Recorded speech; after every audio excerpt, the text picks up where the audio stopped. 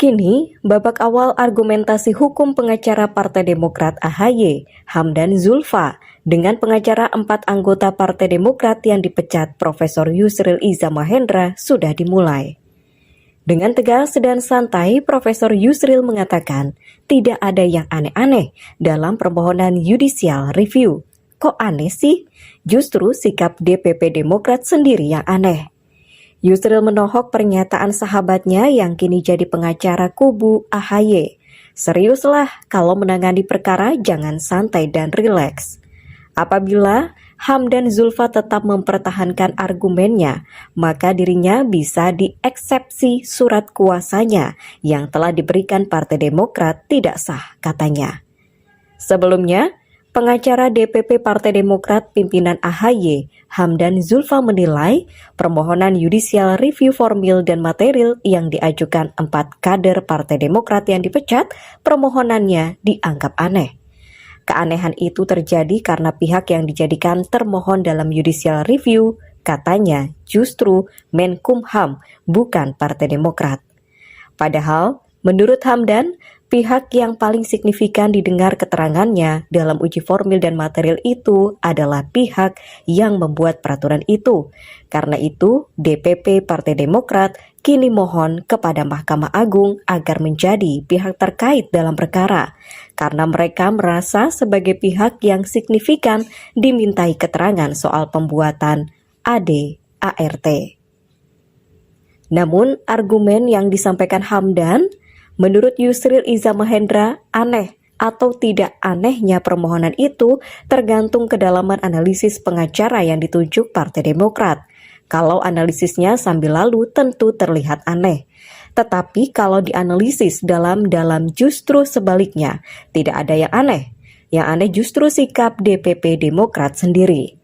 Yang kami uji, kata Yusril, bukan AD/ART Partai Demokrat ketika berdiri, tetapi AD Perubahan tahun 2020. AD Perubahan itu bukan produk DPP partai manapun, termasuk Partai Demokrat. Sesuai Undang-Undang Parpol, yang berwenang merubah AD/ART itu adalah lembaga tertinggi dalam struktur partai tersebut. Di Partai Demokrat, lembaga tertinggi itu adalah Kongres. AD Perubahan Partai Demokrat tahun 2020 bukan produk DPP Partai Demokrat, tetapi produk Kongres Partai Demokrat tahun 2020. Memang DPP partai berhak dan berwenang mewakili partai keluar dan ke dalam. Sebagaimana halnya direksi perseroan terbatas berhak melakukan hal yang sama. Namun kewenangan itu tidak menyangkut perubahan anggaran dasar. Di partai kewenangan itu ada pada kongres atau muktamar. Sementara dalam perseroan terbatas, kewenangan itu ada pada rapat umum pemegang saham. Akan terjadi tindakan seenaknya jika DPP partai atau direksi PT dapat mengubah anggaran dasar. Yang aneh justru kalau pengacara Partai Demokrat, DPP Partai Demokrat, minta supaya DPP Partai Demokrat dijadikan sebagai pihak yang paling signifikan memberi keterangan atas permohonan JR.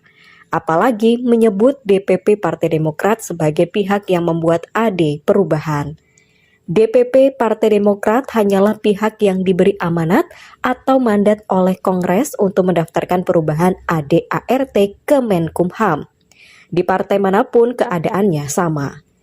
Kalau belum sidang MA sudah mengaku DPP Partai Demokrat sebagai pembuat AD/ART, maka pengakuan tersebut akan menjadi bumerang bagi Partai Demokrat sendiri.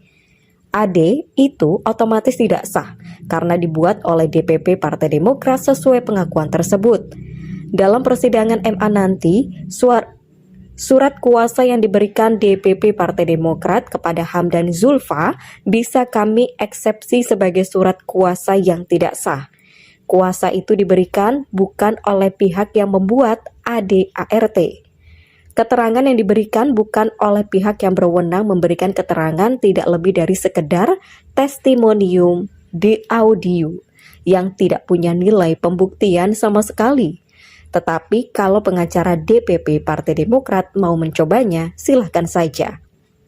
Kalau sekarang, DPP Partai Demokrat mohon kepada MA agar dijadikan pihak terkait. Hal tersebut justru aneh. Di MK, keberadaan pihak terkait, yakni pihak yang berkepentingan dengan suatu pengujian undang-undang, memang ada dan dikenal. Tetapi di MA tidak ada satupun peraturan perundang-undangan yang mengatur keberadaan pihak terkait. Jadi kalau gunakan logika hukum Partai Demokrat, permohonan menjadi pihak terkait itu pun tidak kurang anehnya.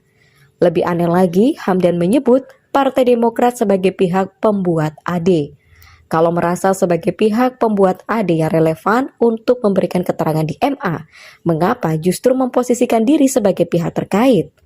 Selain alasan di atas, kami berpandangan bahwa ADART partai manapun yang dibuat oleh Kongres atau Muktamar sebuah partai barulah sah berlaku apabila ia disahkan oleh Menkumham dan dimuat di dalam berita negara. Demikian juga hasil Kongres partai yang menyusun DPP baru dinyatakan sah jika telah disahkan oleh Menkumham dan diumumkan dalam berita negara. DPP partai kubu manapun yang mengaku dirinya sah, pada akhirnya pemerintah atau KPU tetap akan mengacu kepada Kemenkumham sebagai pegangan demi kepastian hukum. Lihat saja bagaimana praktek selama pemilu dan pilkada. Demikian pula anggaran dasar partai. Karena itu adalah relevan jika Menkumham yang dijadikan termohon dalam JR bukan DPP Partai Demokrat yang juga sama sekali bukan pihak yang membuat AD tersebut. Andai kata keterangan yang diberikan Menkumham nantinya tidak memuaskan Mahkamah Agung, bisa saja permohonan JR dikabulkan. Amar putusan MA misalnya menyatakan pasal-pasal tertentu dalam ADART Partai Demokrat bertentangan dengan undang-undang dan karenanya tidak mempunyai kekuatan mengingat. Amar putusan selanjutnya adalah memerintahkan Menkumham untuk mencabut pengesahan AD Partai Demokrat. Karena dicabut, maka praktis Partai Demokrat tidak mempunyai AD yang sah. Dalam keadaan demikian, maka Menkumham tentu akan mengembalikan masalahnya ke Partai Demokrat agar memperbaiki ADART-nya sesuai dengan pertimbangan hukum dan amar putusan MA tersebut. Bagaimana Partai Demokrat memperbaiki AD-nya? Andai kata putusan MA seperti itu, tentu bukan urusan saya lagi. Saya kan pengacara 4 orang anggota Partai Demokrat yang mereka pecat. Saya sama sekali bukan pengacara Partai Demokrat. Pengacara Partai Demokrat kan Pak Hamdan Zulfa.